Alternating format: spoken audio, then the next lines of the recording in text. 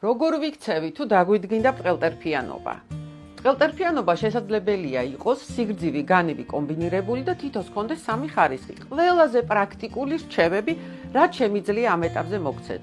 ყველაზე მნიშვნელოვანი არის ტერფის კომპიუტერული დიაგნოსტიკა და ინდივიდუალური სუპინატორის დამზადება, რომელიც სწორ პოზიციაში აყენებს თქვენ ტერფს, ხსნის ჩივილებს და გიცავს გართულებებისგან. მაგრამ ამასთან ერთად აუცილებელია სპეციალური ვარჯიშები.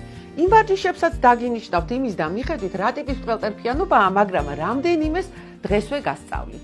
ეს არის ფეხის წვერზე სიარული, ქუსლზე სიარული და გარე კიდეზე სიარული. ნახეთ, ფეხის წვერზე, ქუსლზე, გარე კიდეზე. შემდეგ დაჯექით, ფეხის თითით აიღეთ ან კალამი, ან ცხვირსახოცი. აიღეთ, დადეთ, აიღეთ, დადეთ.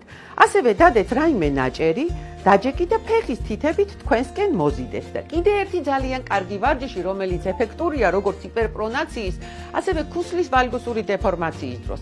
დადექით, ქუსლებით დაიჭირეთ ჩოგბურთის ბურთი, აიწიეთ, დადექით, აიწიეთ, დადექით, ისე რომ ბურთი არ გაგივარდეთ. ეს არის კომპლექსური მკურნალობა ვარჯიში, ინდივიდუალური სუპინატორი, რომელიც მოხსნის ჩივილებს, როგორიც არის ტერფის ტკივილი, კოჭის, მუხლის, მენჯბარძაყის, შემდეგ წელის ტკივილები და ასევე დაგიცავთ გართულებებისგან. რა თქმა უნდა, რთულ მდგომარეობაში შესაძლებელია ოპერაციული ჩარევაც.